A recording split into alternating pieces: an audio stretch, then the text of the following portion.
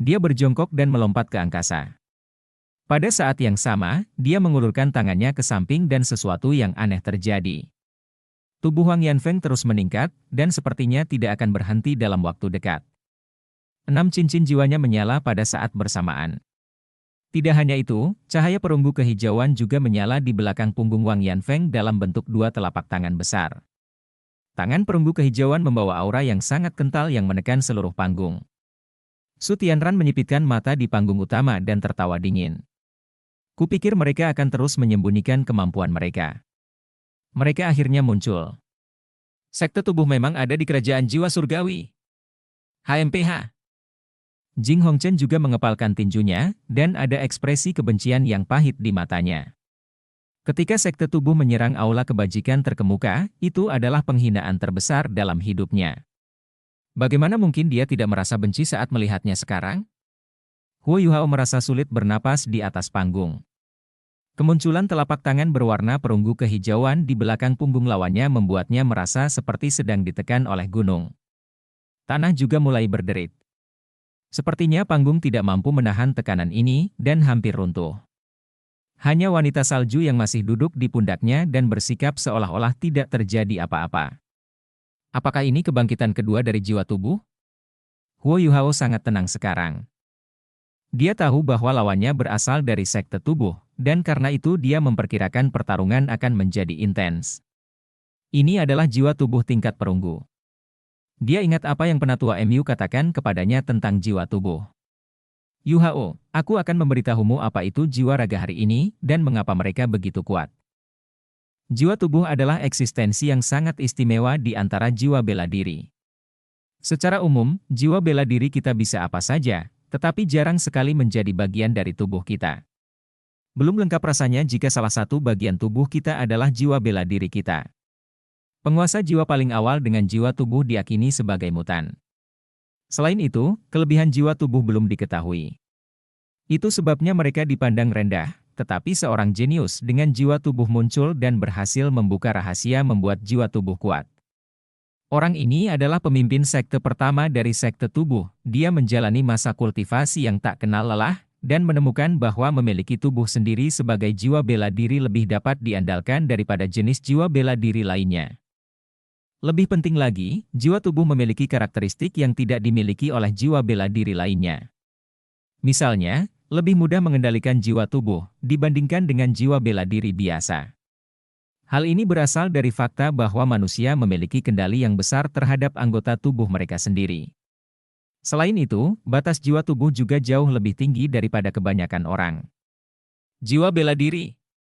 Sederhananya, kamu hanya dapat mengontrol ukuran jiwa bela dirimu jika itu adalah pedang. Kamu dapat menuangkan kekuatan jiwamu ke dalamnya, dan menggunakan cincin jiwa dan keterampilanmu untuk meningkatkan kekuatannya.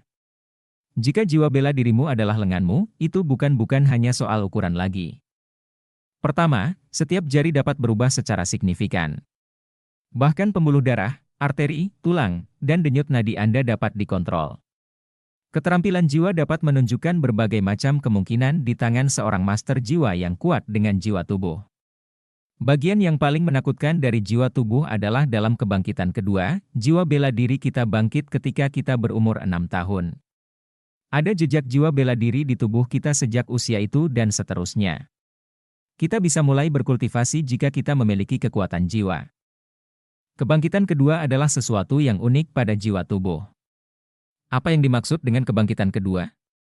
Ini mengacu pada evolusi dalam jiwa bela diri Anda. Ini juga berarti bahwa jiwa tubuh dapat berevolusi satu tingkat lebih tinggi dari yang lain. Izinkan saya memberi Anda sebuah contoh. Jika jiwa tubuh sekuat naga bumi setelahnya kebangkitan pertama, ia mungkin menjadi sekuat naga sejati setelah kebangkitan kedua. Ada perubahan besar dalam kualitas. Saat ini, hanya master jiwa tubuh jiwa yang dapat mengalami kebangkitan kedua ini, dan inilah mengapa sekte tubuh terus berkembang. Seseorang yang memiliki jiwa tubuh dan mampu menjadi master jiwa ingin bergabung dengan sekte tubuh dan membuat diri mereka lebih kuat. Sekte tubuh juga sangat protektif dan peduli terhadap murid-murid mereka. Adalah mungkin untuk mengetahui apakah jiwa tubuh sedang menjalani kebangkitan kedua. Jika Anda bertemu dengan guru jiwa seperti itu di masa depan, Anda harus sangat berhati-hati. tubuh mereka bisa menjadi senjata yang menakutkan. Bahkan ada tingkat yang berbeda dari kebangkitan kedua ini. Sekte tubuh mengkategorikannya menjadi 4 tingkat.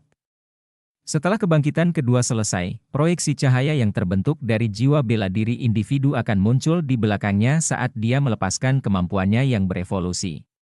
Warna dari ini proyeksinya sangat penting untuk memahami tingkat kebangunan kedua miliknya. Proyeksi hitam yang membawa cahaya logam muncul selama kebangkitan kedua peringkat besi. Setelah kebangkitan ini, kekuatan bertarung dari jiwa bela diri individu akan meningkat 30% atau lebih. Cahaya perunggu melambangkan kebangkitan kedua peringkat perunggu. Setelah kebangkitan ini, kekuatan bertarung jiwa bela diri individu akan meningkat 60%. 1. Satu level lebih tinggi adalah perak. Kebangkitan seperti itu hanya akan muncul di bagian tubuh yang lebih penting, seperti kerangka atau kepala. Setelah kebangkitan selesai, kekuatan bertarung seseorang bisa berlipat ganda. Bahkan ada yang bisa meningkatkan kekuatan bertarungnya 1 level. Raja Jiwa untuk sementara dapat memiliki kemampuan ofensif Kaisar Jiwa. Peringkat paling langka dan paling menakutkan adalah kebangkitan kedua peringkat emas. Proyeksi cahaya yang dibuat akan menjadi emas. Jika Anda bertemu dengan Master Jiwa seperti itu, Anda tidak boleh melawannya kecuali kekuatan jiwa Anda lebih dari 1 tingkat lebih tinggi darinya. Seperti itu Master Jiwa memiliki kekuatan ledakan yang hebat.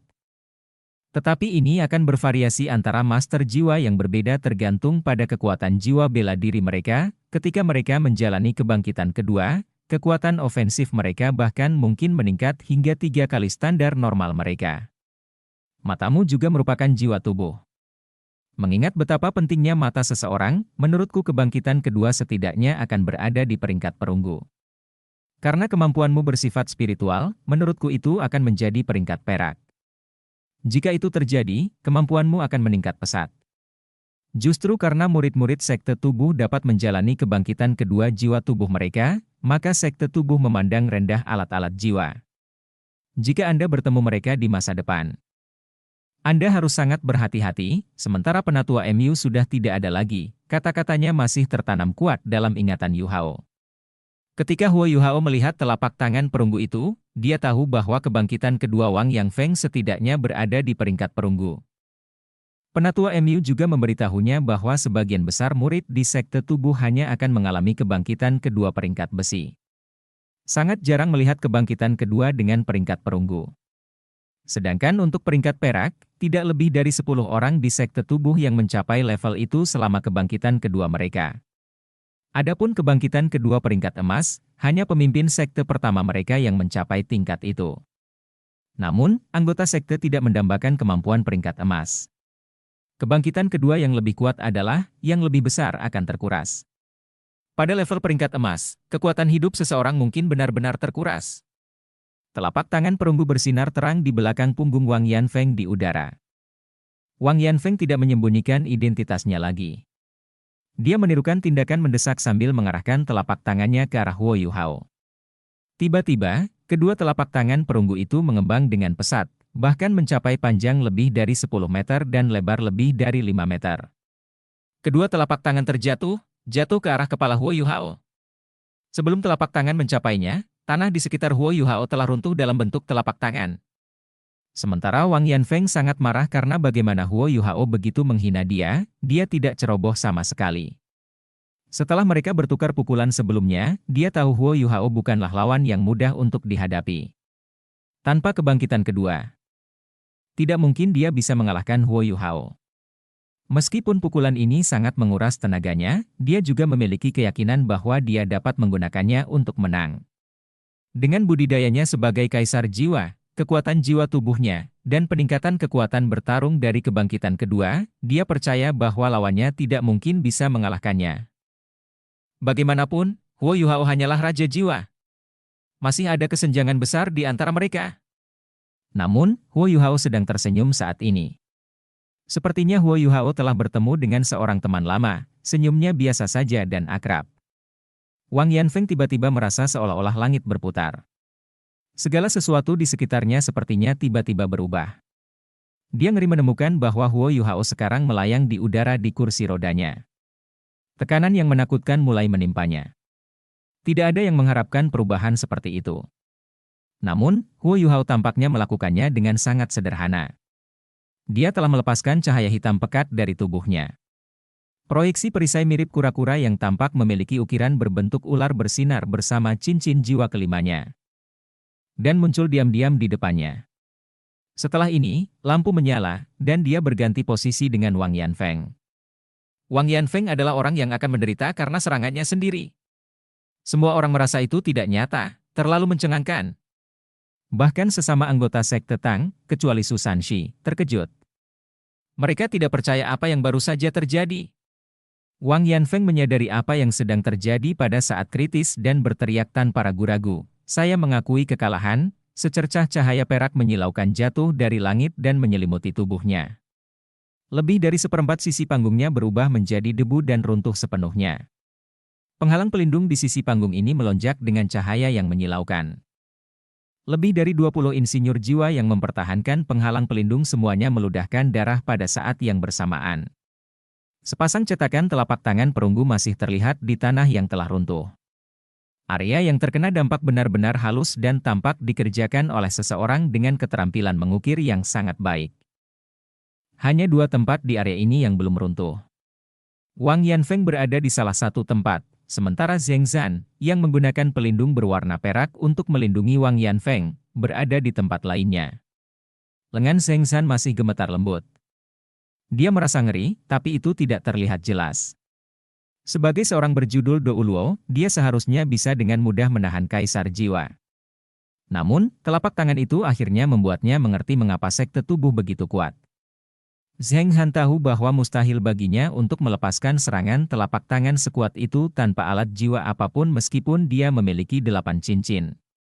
Bahkan para master jiwa yang berspesialisasi dalam menumbuhkan jiwa bela diri mungkin tidak begitu menakutkan ketika mereka melepaskan tubuh sejati jiwa bela diri mereka dengan 7 cincin. Inilah kekuatan jiwa tubuh. Namun, Wang Yanfeng masih kalah. Huo Yuhao duduk di kursi rodanya di udara. Dia perlahan mendarat dengan bantuan Putri Salju. Dia tampak sangat santai, dan bahkan tidak mengeluarkan botol susunya. Wang Yanfeng belum melihat apa yang terjadi, tapi Zheng Zan telah menyaksikan semuanya dengan jelas. Huo Yuhao baru saja mengeluarkan botol susunya sebelumnya. Dia tidak menyedot kekuatan jiwa dari botol. Dia belum jauh dari Huo Yuhao sebelumnya, karena dia telah bersiap untuk menyelamatkan pemuda yang lumpuh itu. Botol susu Huo Yuhao telah mengeluarkan cahaya yang membuatnya tampak seperti kekuatan jiwa diserap darinya. Namun, tidak ada gelombang kekuatan jiwa dari cahaya itu.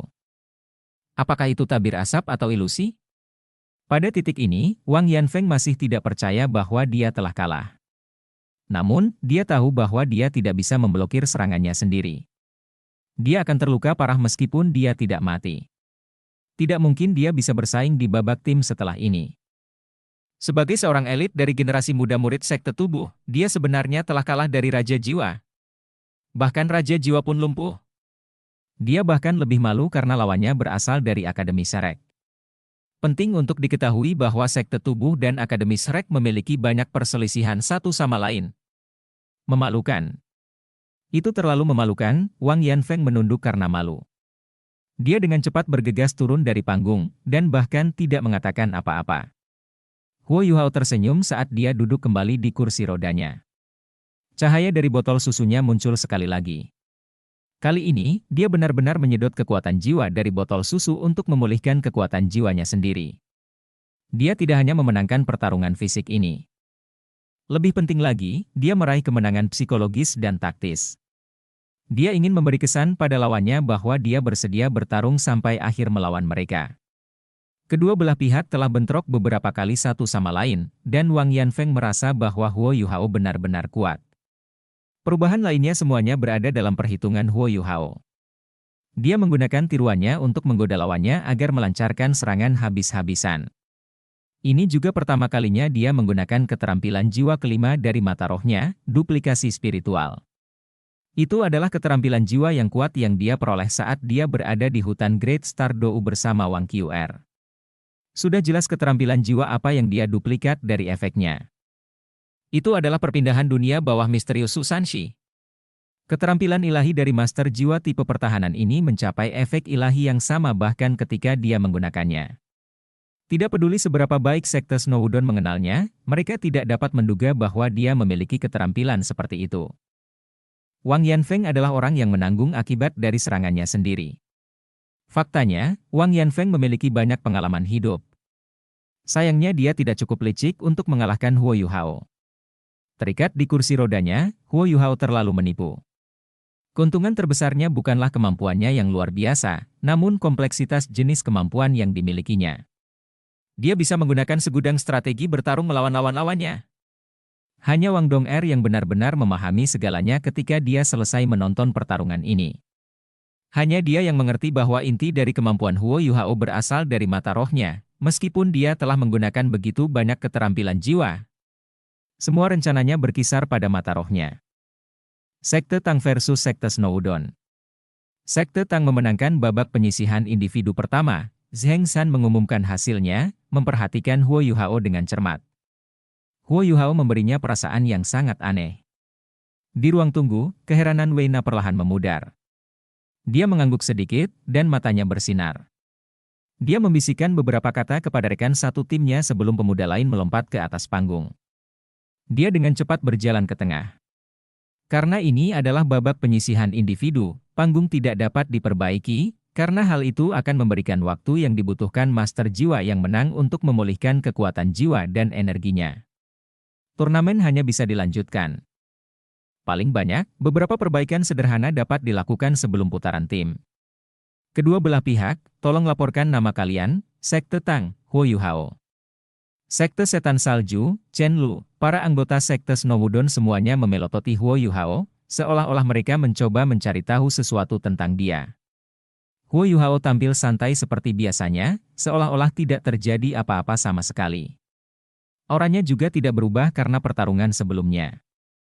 Kedua belah pihak dengan cepat mundur ke sisi panggung masing-masing.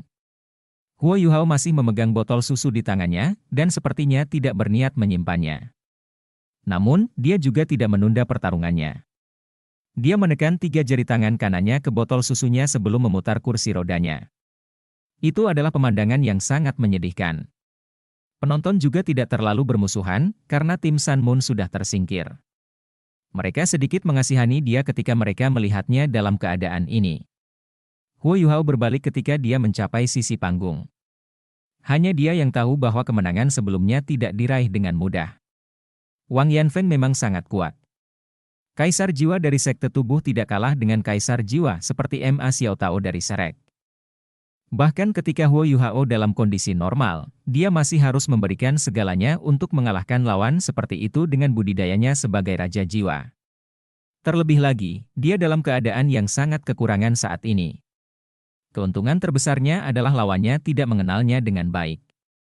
Mereka juga tidak mengetahui tentang peningkatan kekuatan spiritual yang dia terima setelah dia pergi ke sumur api es Yin Yang dan berakhir dalam kondisi cacat saat ini. Memang, mata rohnya adalah inti dari semua strategi bertarungnya. Mulai. Teriak Umbriakable Douluo mengumumkan dimulainya babak eliminasi individu kedua. Chen Lu berjongkok sebelum melompat ke depan. Dia sangat cepat. Seperti anak panah yang lepas dari busurnya. Dia menempel di tanah saat dia berlari menuju Huo Yuhao. Semua orang terkesan dengan kecepatannya. Kecepatannya berbeda dengan kecepatan Wang Qiuer, yang dihasilkan dari kekuatan ledakannya. Kecepatannya berasal dari kemampuan melompatnya yang sangat hebat. Ketika dia naik ke atas panggung, Huo Yuhao segera menyadari bahwa kakinya berbeda dari orang normal, mereka lebih berotot dan berkembang. Betisnya sangat tebal hingga hampir seukuran paha orang biasa. Saat dia melompat ke depan, dia segera menunjukkan kemampuan melompatnya yang mengejutkan.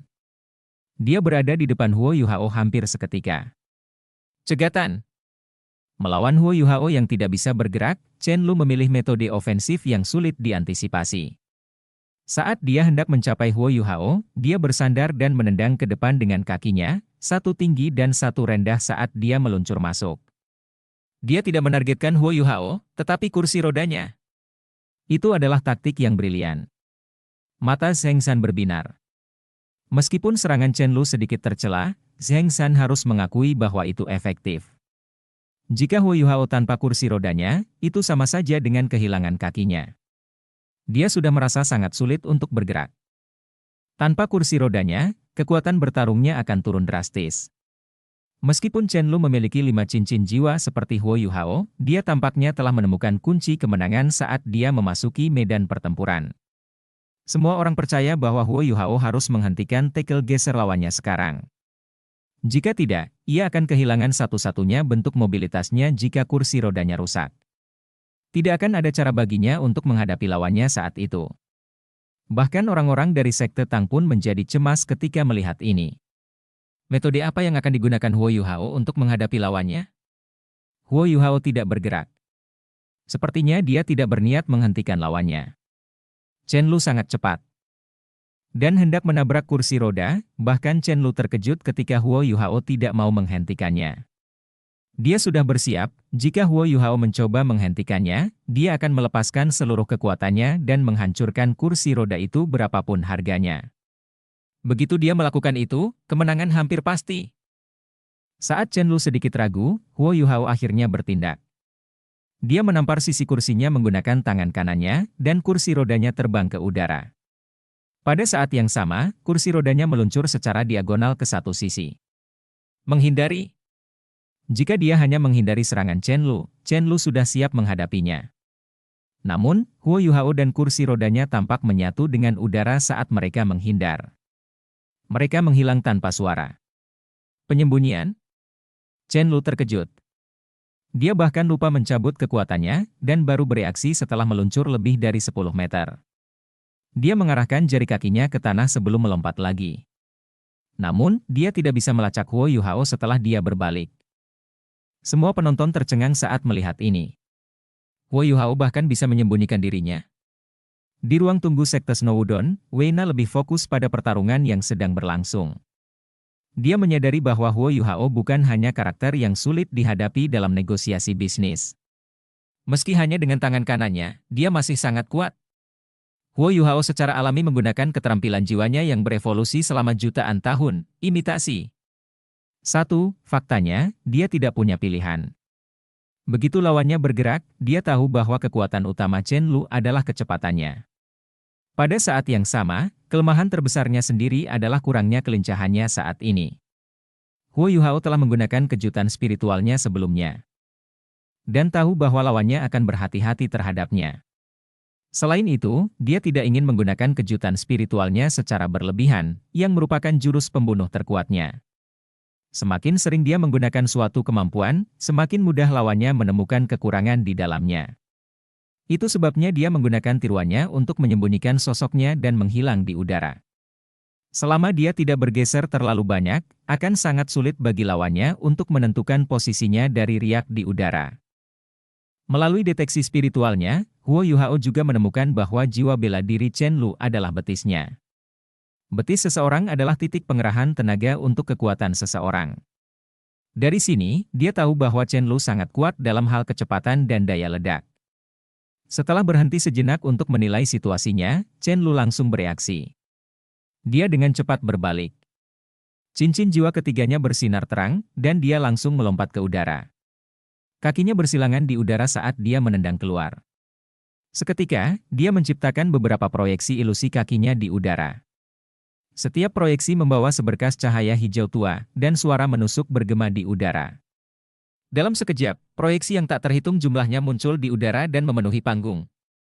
Tanpa ragu, Chen Lu menggunakan serangan area frekuensi tinggi untuk menentukan posisi Huo Yuhao. Kekuatan spiritualnya tidak lemah, karena dia berasal dari sekte tubuh. Saat dia fokus untuk merasakan posisi Huo Yuhao, dia akan segera menangkap posisi Huo Yuhao begitu ada gelombang kekuatan jiwa yang kuat. Memang, seberkas cahaya hijau keemasan gelap menyebabkan cincin beriak sebelum kursi roda Huo Yuhao muncul sekali lagi. Dia telah menggunakan tangan kanannya untuk memblok pedangnya, tapi terlihat sedikit menyedihkan saat dia melakukannya. Chen Lu mendengus dan dengan cepat melompat lagi. Cincin jiwa ketiganya masih bersinar, dan kakinya berpotongan saat menendang keluar pada saat yang sama saat dia menyerang ke arah Huo Yuhao. Garis-garis proyeksi hijau tua menyelimutinya. Di tengah peluit yang menusuk, semua bilah cahaya diarahkan ke Huo Yuhao. Namun, pada saat itulah sesuatu yang aneh muncul. Huo Yuhao tiba-tiba naik beberapa meter ke udara dan menghindari pedang dengan gerakan cekatan yang luar biasa. Pada saat yang sama, dia berbelok di udara yang tampaknya benar-benar melanggar hukum fisika. Dia menyerbu ke arah Chen Lu. Chen Lu tercengang saat ini. Bahkan seorang master jiwa dengan sayap tidak dapat melakukan tindakan menghindar seperti itu di udara, itu melibatkan gerakan mengayun yang tak terhitung jumlahnya di udara. Apakah kecacatannya palsu? Kalau tidak, bagaimana dia bisa menghindari semuanya begitu cepat di udara? Chen Lu tidak dapat diganggu oleh hal lain, terlalu ngeri dengan tindakan ini. Dia dengan cepat menutup kakinya, dan seberkas cahaya perunggu bersinar di belakang punggungnya. Seperti yang diprediksi Huo Yuhao, jiwa tubuhnya adalah betisnya. Selain itu, kebangkitan kedua miliknya adalah peringkat perunggu. Seketika, seluruh tubuh Chen Lu tumbuh lebih dari 1 meter. Betisnya juga menjadi sangat tebal. Merobek celananya hingga terbuka. Kakinya bersilangan saat dia menendang keluar. Di tengah cahaya perunggu yang menakutkan, betisnya seperti 2 penusuk besar yang dilepaskan ke arah Huo Yuhao. Saat betisnya menyapu udara, rasanya seolah-olah udara telah terkoyak. Kecepatan Huo Yuhao turun drastis. Chen Lu masih hidup dalam bayang-bayang kekalahan Wang Yanfeng. Saat ini, Huo Yuhao sedang mendemonstrasikan beberapa kemampuan yang sangat aneh. Dia harus memberikan segalanya pada saat ini. Kebangkitan kedua jiwa tubuhnya memang menakutkan. Jiwa tubuhnya menjadi sangat kuat, dan menutupi domain yang tidak dapat dibandingkan dengan master jiwa biasa. Bahkan seorang kaisar jiwa tidak dapat mencapai kekuatan bertarung seperti dia. Sesuatu yang membuat Chen Lu kaget terjadi lagi. Menurutnya, satu-satunya cara Huo Yuhao menghindari serangannya adalah dengan melawannya secara langsung. Tidak mungkin untuk mengelak. Setelah belajar dari kesalahan Wang Yanfeng, dia tidak memaksakan kekuatan jiwanya keluar dari tubuhnya. Dia mengumpulkan kekuatan kebangkitan kedua di betisnya. Dengan cara ini, dia tidak akan terpengaruh bahkan jika Huo Yuhao bertukar tempat dengannya. Namun, sesuatu yang lebih aneh dari apa yang terjadi pada Wang Yanfeng terjadi. Huo Yuhao dan kursi rodanya patah tepat saat betis Chen Lu menghantamnya. Ya, mereka bangkrut. Garis-garis cahaya berdarah yang tak terhitung jumlahnya meledak, dan kursi roda yang rusak itu tersebar ke segala arah. Semua orang berseru dan melompat kaget pada adegan ini. Chen Lu linglung.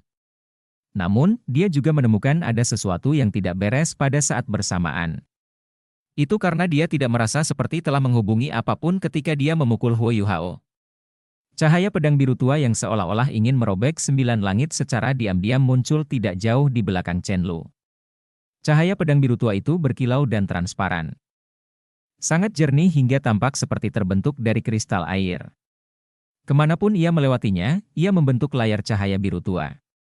Itu muncul tepat pada saat Chen Lu menyelesaikan serangan sebelumnya dan belum melancarkan serangan berikutnya. Waktunya tepat. Dingin yang tak tertandingi, pedang permaisuri. Kali ini, Huo Yuhao yang memegang pedang permaisuri. Wanita salju telah menghilang. Mata Chen Lu bersinar terang. Dalam menghadapi krisis seperti itu, dia tidak panik sama sekali. Di antara murid generasi muda dari sekte tubuh, dia adalah salah satu yang terbaik. Meskipun kultivasinya lebih rendah dari Wang Yanfeng, dia baru berusia 18 tahun. Dalam hal bakat, dia bahkan mungkin lebih baik dari Wang Yanfeng.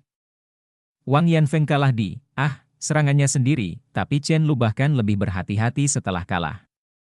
Setelah menyadari ada sesuatu yang salah, dia bahkan tidak berbalik untuk melihat. Dia segera mengaktifkan cincin jiwa kelimanya. Cincin jiwa hitam pekat bersinar terang, dan Chen Lu melakukan setengah jongkok. Di belakangnya, kaki ketiga diam-diam menjulur keluar. Kaki ini juga diselimuti cahaya perunggu kehijauan, dan tampak identik dengan kakinya sendiri. Namun, semua itu tercapai ketika tubuhnya dalam kondisi normal. Saat ini, hanya tangan kanannya yang bisa bergerak. Meskipun dia memiliki jiwa bela diri kembar, berapa banyak kemampuannya yang bisa dia keluarkan? Mereka pasti akan sangat lemah. Namun, mereka memahami beberapa hal setelah menonton 2 pertarungan pertama. Bahkan ketika Huo Yuhao kesulitan bergerak, kekuatan bertarungnya tidak bisa diremehkan. Dia tidak kalah dengan kaisar jiwa bahkan ketika cacat. Hal yang paling menakutkan adalah betapa misteriusnya strategi bertarungnya. Wang Yanfeng kalah sangat konyol, dan Chen Lu juga kalah sekarang. Setelah alat jiwa tipe terbang di pundaknya mengangkat Huo Yuhao ke udara. Mereka menembakkan cahaya yang mendorong kursi rodanya ke arah Chen Lu. Huo Yuhao mengangkat tangan kanannya, dan Dark Golden Terror Claws miliknya muncul. Sebagai seseorang yang memiliki Ultimate Ice, dia sangat menyadari bahwa penipisan kekuatan lawannya dari serangan itu tidak terlalu besar meskipun dia telah menggunakan seluruh kekuatannya. Chen Lu menggunakan keterampilan jiwa kelimanya pada saat kritis, yang sangat menahan serangannya. Itu adalah proyeksi mutan Chen Lu yang dibekukan, dan bukan Chen Lu sendiri. Dia hanya tertunda sekarang karena dia masih terpengaruh oleh hawa dingin yang dibawa oleh Ultimate Ice. Huo Yuhao berpikir secara pribadi bahwa jika dia berada dalam kondisi puncaknya, dia akan mampu sepenuhnya menekan lawannya yang memiliki 5 cincin, bahkan jika lawannya berasal dari sekte tubuh. Dia bahkan mungkin bisa menghancurkannya. Menghadapi keadaannya sekarang, dia dapat sepenuhnya mengandalkan ledakan es miliknya untuk terus melukai lawannya.